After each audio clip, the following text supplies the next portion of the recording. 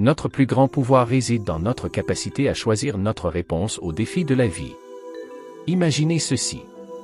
Marc Aurèle, un empereur romain confronté à des troubles sans fin, a trouvé la paix non pas dans le contrôle, mais dans l'acceptation. Il a enseigné que le bonheur de votre vie dépend de la qualité de vos pensées. Cette sagesse ancienne du stoïcisme n'est pas seulement une anecdote historique. C'est un outil de transformation que nous pouvons tous utiliser aujourd'hui. Dans cette vidéo, nous allons découvrir l'art de laisser les choses se produire, en explorant comment embrasser le flux de la vie plutôt que de forcer les résultats peut conduire à une paix et à un épanouissement profond.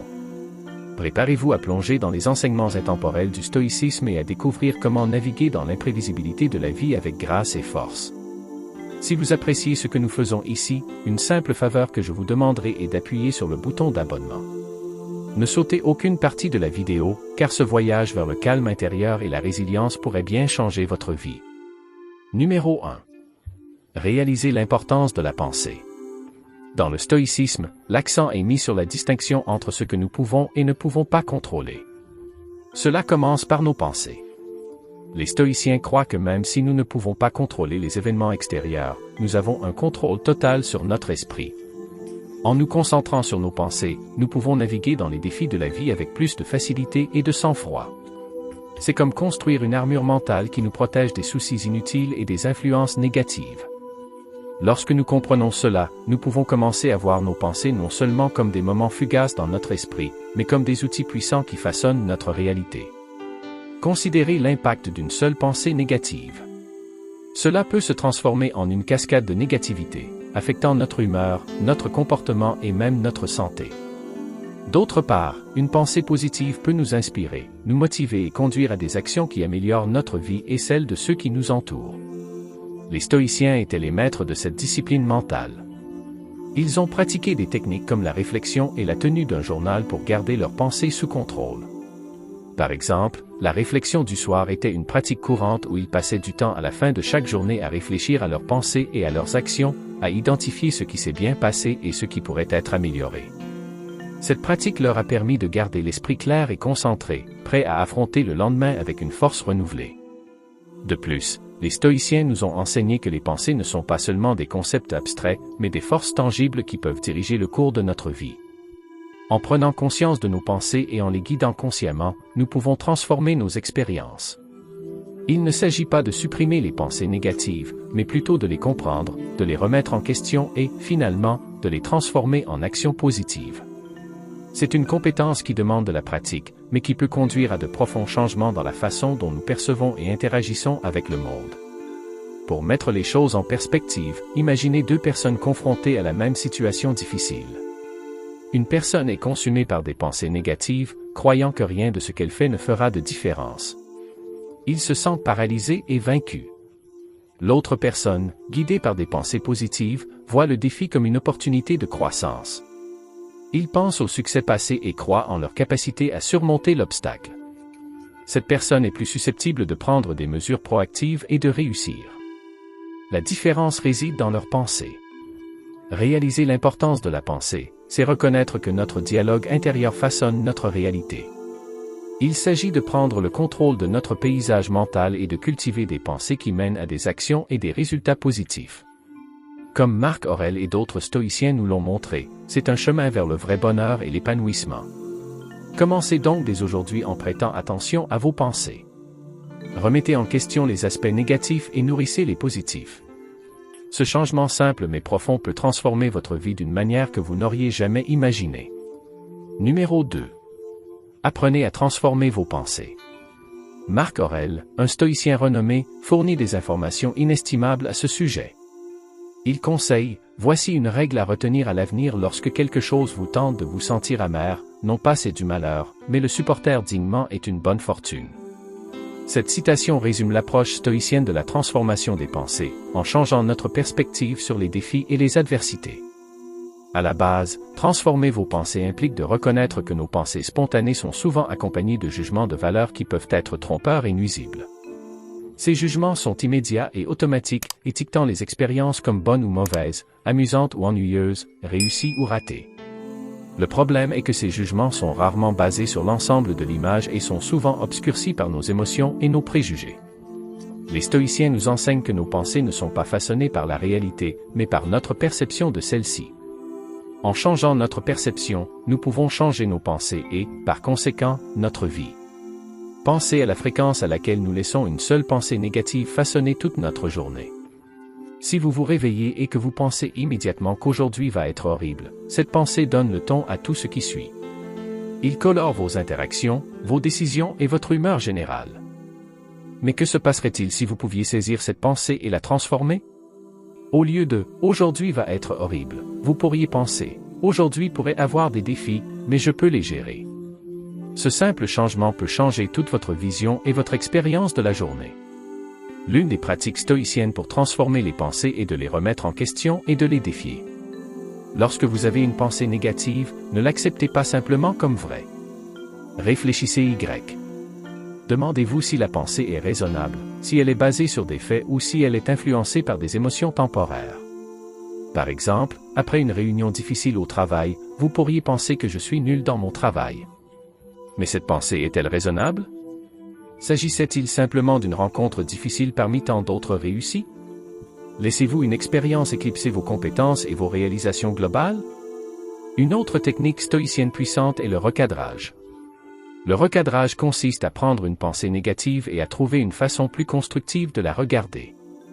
Par exemple, si vous pensez que j'ai échoué et qu'il ne sert à rien d'essayer à nouveau, vous pouvez également le recadrer. L'échec est une occasion d'apprendre et de s'améliorer.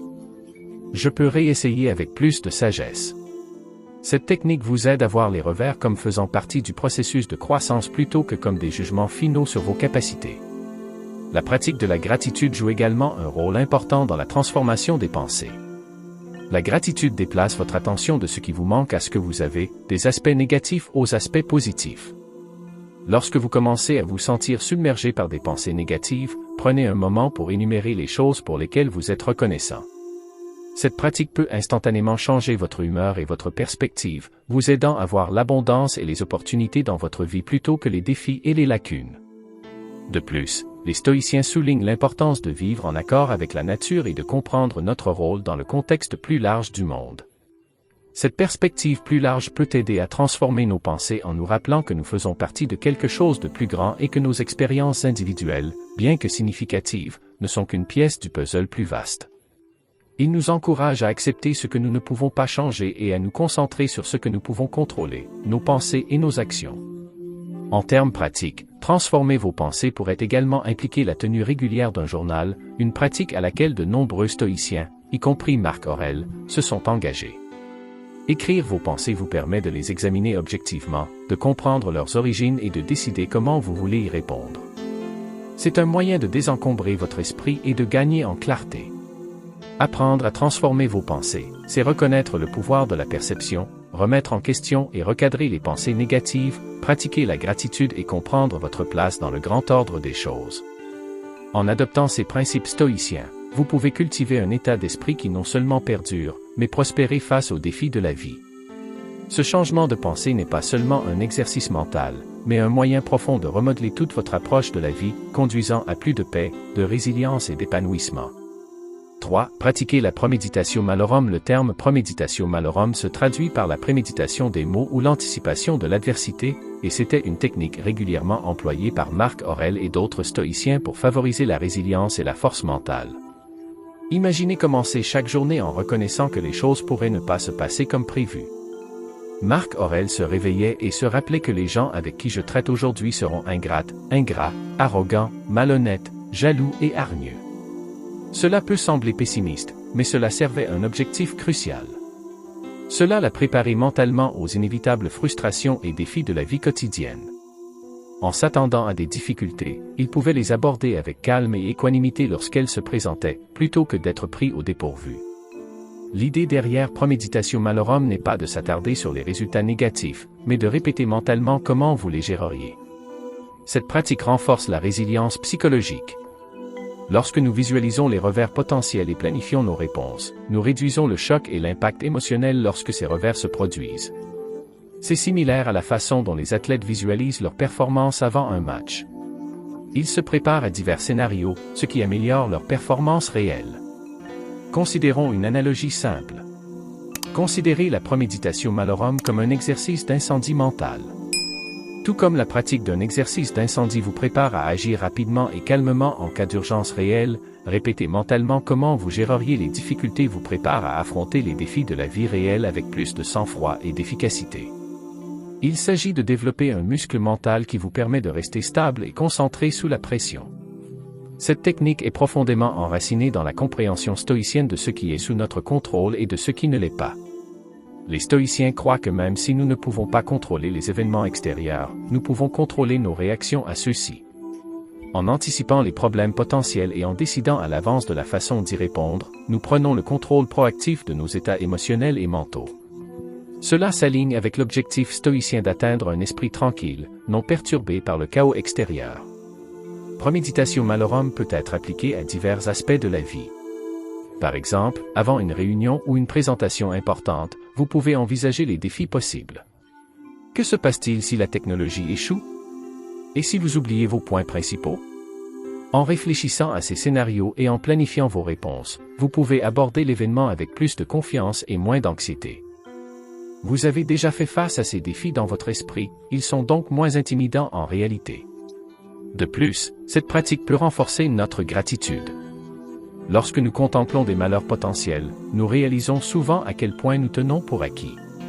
Cette réflexion peut approfondir notre appréciation de ce que nous avons et favoriser un plus grand sentiment de gratitude pour le moment présent. Cela déplace notre attention de ce qui pourrait mal tourner à ce qui va bien, en équilibrant notre perspective. Un moyen pratique d'intégrer la Premeditatio Malorum dans votre routine quotidienne est de tenir un journal. Passez quelques minutes chaque matin à noter les difficultés potentielles que vous pourriez rencontrer ce jour-là et la façon dont vous y répondriez idéalement. Cet exercice simple peut donner le ton de la préparation et du calme pour le reste de la journée. De plus, il est bénéfique de réfléchir périodiquement aux adversités passées et à la façon dont vous les avez gérées. Cette réflexion peut révéler des tendances dans vos réponses, mettre en évidence les domaines à améliorer et renforcer votre résilience. En reconnaissant que vous avez déjà relevé des défis avec succès, vous prenez confiance en votre capacité à gérer les difficultés futures. Pratiquer la Premeditatio Malorum consiste à accepter la réalité que la vie est imprévisible et souvent difficile. En nous préparant mentalement à ces défis, nous pouvons les affronter avec plus de force et de sérénité. Cette pratique stoïcienne nous aide à développer notre résilience, à garder le contrôle de nos réponses émotionnelles et à favoriser une appréciation plus profonde du présent.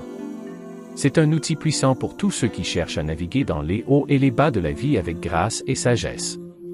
Alors, la prochaine fois que vous anticiperez une journée difficile, souvenez-vous de la sagesse de Marc Aurèle et préparez votre esprit pour le voyage à venir.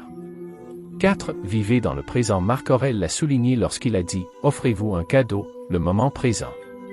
Cette déclaration est un appel à embrasser l'ici et maintenant, à s'immerger pleinement dans le moment présent, libéré des regrets du passé et des angoisses de l'avenir.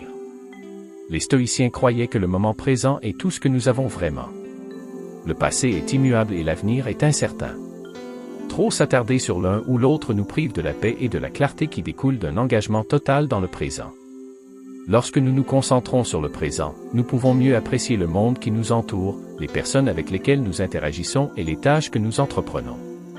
Il s'agit de trouver la joie et l'épanouissement dans l'ici et maintenant, plutôt que de remettre le bonheur à plus tard dans un avenir incertain. Considérez la façon dont nous nous perdons souvent dans nos pensées sur ce qui s'est déjà passé ou ce qui pourrait arriver. Nous rejouons les erreurs du passé ou anticipons les problèmes futurs, et ce bavardage mental nous empêche de vraiment vivre la vie. Par exemple, combien de fois avez-vous été dans une conversation mais vous êtes-vous retrouvé à penser à ce que vous devez faire plus tard, ou à regretter quelque chose que vous avez dit plus tôt? Cela vous prive de la capacité de vous connecter véritablement avec la personne en face de vous et d'apprécier pleinement l'interaction. Vivre dans le présent, c'est aussi renoncer à la nécessité de tout contrôler. Les stoïciens enseignaient que nous devrions accepter ce qui est hors de notre contrôle et nous concentrer sur ce que nous pouvons influencer, nos propres pensées et actions. Cette acceptation peut être incroyablement libératrice. Lorsque nous cessons d'essayer de contrôler l'incontrôlable, nous réduisons notre stress et notre anxiété, ce qui nous permet d'être plus en paix avec tout ce qui se présente à nous. Il s'agit de retrouver la sérénité au milieu du chaos en s'ancrant dans l'instant présent. Une façon pratique de vivre dans le présent est la pleine conscience. La pleine conscience est la pratique qui consiste à porter son attention sur le moment présent sans jugement. Cela peut se faire par le biais d'exercices simples comme se concentrer sur votre respiration, observer votre environnement ou vous engager dans une tâche avec toute votre attention. En pratiquant la pleine conscience, nous entraînons notre esprit à revenir au présent chaque fois qu'il commence à vagabonder. Cela peut considérablement améliorer notre capacité à rester concentré et calme, même dans des situations stressantes. Il a été démontré que la pratique de la pleine conscience présente de nombreux avantages, notamment la réduction du stress, l'amélioration de la régulation émotionnelle et l'augmentation du bien-être général. Lorsque nous sommes attentifs, nous sommes mieux à même de gérer les défis de la vie avec grâce et résilience. Nous devenons plus à l'écoute de nos pensées et de nos émotions, ce qui nous permet de réagir plutôt que de réagir impulsivement. Une autre façon de cultiver la vie dans le présent est la gratitude. Prendre le temps chaque jour de réfléchir à ce dont nous sommes reconnaissants nous aide à passer de ce qui nous manque à ce que nous avons. Cette pratique peut apporter un sentiment d'abondance et de contentement. Lorsque nous apprécions les petits moments de joie et de beauté de notre vie quotidienne, nous nous ancrons plus fermement dans le présent. De plus, vivre dans le présent nous encourage à nous engager pleinement dans nos activités, aussi banales soient-elles. Les stoïciens croyaient qu'il fallait accomplir chaque tâche, aussi petite soit-elle, avec excellence et attention. Cela signifie être pleinement présent dans tout ce que vous faites, qu'il s'agisse de faire la vaisselle, de travailler sur un projet ou de passer du temps avec vos proches. En accordant toute notre attention à notre activité actuelle, nous pouvons trouver la satisfaction et le but à chaque instant. Il est également important de reconnaître l'impact de la technologie sur notre capacité à vivre dans le présent. Notre connectivité constante peut nous sortir de l'instant présent lorsque nous vérifions nos emails, nos réseaux sociaux et nos messages. Fixer des limites avec la technologie et créer des moments de déconnexion peut nous aider à retrouver notre présence. Cela peut signifier avoir des moments sans appareil, comme pendant les repas ou avant de se coucher, pour s'engager pleinement avec notre environnement et les personnes avec lesquelles nous sommes. Vivre dans le présent, c'est embrasser l'ici et maintenant, lâcher prise sur les regrets passés et les angoisses futures, et se concentrer sur ce que nous pouvons contrôler, nos pensées et nos actions. En pratiquant la pleine conscience, la gratitude et en nous engageant pleinement dans nos activités, nous pouvons cultiver un sentiment plus profond de paix, d'épanouissement et de résilience. Comme Marc Aurèle et d'autres stoïciens nous l'ont montré, le moment présent est un cadeau précieux, et apprendre à y vivre peut transformer nos vies. Numéro 5. Pratiquer la gratitude. Marc Aurèle, malgré ses responsabilités en tant qu'empereur romain, prenait le temps chaque jour de réfléchir au simple privilège d'être en vie. Il a dit, quand vous vous levez le matin, pensez au précieux privilège que c'est d'être en vie, de respirer, de penser, de jouir, d'aimer. Ce profond sentiment de gratitude ne consiste pas seulement à reconnaître les bonnes choses de la vie, mais à favoriser une appréciation plus profonde de chaque moment et de chaque expérience. La gratitude déplace notre attention de ce qui nous manque à ce que nous avons, créant un état d'esprit d'abondance plutôt que de pénurie. Il est facile de se laisser emporter par le train-train quotidien et d'oublier les petites joies et les bénédictions qui nous entourent. En pratiquant consciemment la gratitude, nous entraînons notre esprit à voir les aspects positifs, même dans des situations difficiles. Il ne s'agit pas d'ignorer les difficultés, mais plutôt de reconnaître qu'il y a toujours quelque chose dont il faut être reconnaissant, même au milieu de l'adversité. Une façon efficace de pratiquer la gratitude est de tenir un journal de gratitude. Chaque jour, notez 3 choses pour lesquelles vous êtes reconnaissant. Il peut s'agir de réalisations importantes ou de petits plaisirs quotidiens comme un magnifique coucher de soleil ou un geste gentil d'un ami. Cet exercice simple aide à prendre l'habitude de chercher le bien dans chaque jour, en renforçant une attitude positive et en favorisant un sentiment de satisfaction. Exprimer sa gratitude envers les autres est une autre pratique puissante. Prenez le temps de remercier les gens autour de vous, votre famille, vos amis, vos collègues, même les étrangers qui vous ont fait preuve de gentillesse. Cela renforce non seulement vos relations, mais renforce également votre conscience de l'interconnexion de votre vie avec les autres. La gratitude a un effet d'entraînement. Lorsque nous l'exprimons, nous inspirons souvent les autres à faire de même, créant ainsi un environnement plus positif et plus favorable. Dans le contexte du stoïcisme, la gratitude implique également d'accepter et d'apprécier le moment présent tel qu'il est, sans aspirer à ce qui n'est pas. Ceci est encapsulé dans le concept stoïcien d'amor fati, ou amour du destin. Il s'agit d'embrasser tous les aspects de la vie, y compris les défis et les revers, dans le cadre de notre voyage. En considérant tout ce qui nous arrive comme une opportunité de croissance et d'apprentissage, nous pouvons cultiver un profond sentiment de gratitude pour l'ensemble de nos expériences. La gratitude peut également être un puissant antidote aux émotions négatives comme l'envie et le ressentiment. Lorsque nous nous concentrons sur ce que nous avons et que nous l'apprécions pleinement, nous sommes moins susceptibles d'être envieux des autres. L'envie naît d'un sentiment de manque, mais la gratitude nous rappelle notre abondance.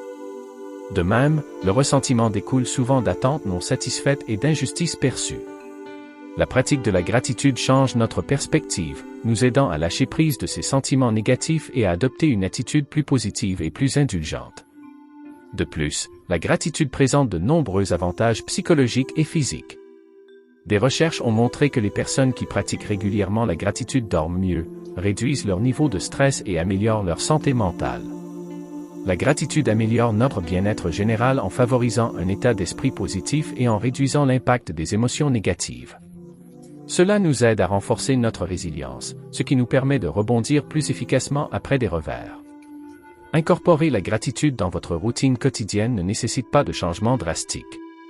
Cela peut être aussi simple que de prendre quelques instants chaque matin pour réfléchir à ce pourquoi vous êtes reconnaissant ou de terminer votre journée par une méditation de gratitude. Cette pratique s'aligne sur la tradition stoïcienne de la réflexion et de la pleine conscience, nous encourageant à vivre avec intention et conscience. Pratiquer la gratitude est un moyen puissant d'enrichir nos vies et de s'aligner sur les principes du stoïcisme. En nous concentrant sur ce que nous avons, en exprimant notre reconnaissance aux autres et en adoptant tous les aspects de nos expériences, nous pouvons cultiver un état d'esprit d'abondance et de contentement. La gratitude nous aide à surmonter les défis de la vie avec grâce, à établir des relations plus solides et à améliorer notre bien-être général. Comme nous le rappelle Marc Aurèle, reconnaître le précieux privilège d'être en vie chaque jour peut transformer notre perspective et conduire à une vie plus épanouissante et plus significative. Alors que nous terminons notre voyage à travers la puissante pratique de la gratitude, rappelez-vous la sagesse de Marc Aurèle. La joie de vivre réside dans le présent, dans la richesse de ce que nous avons et dans les liens que nous chérissons. Merci de nous rejoindre sur ce chemin de l'illumination stoïcienne. Si vous cherchez plus d'informations sur la façon de vivre une vie équilibrée et consciente, regardez la vidéo suggérée sur votre écran. Merci de faire partie de la communauté. Jusqu'à la prochaine fois, saisissez chaque instant avec gratitude et courage.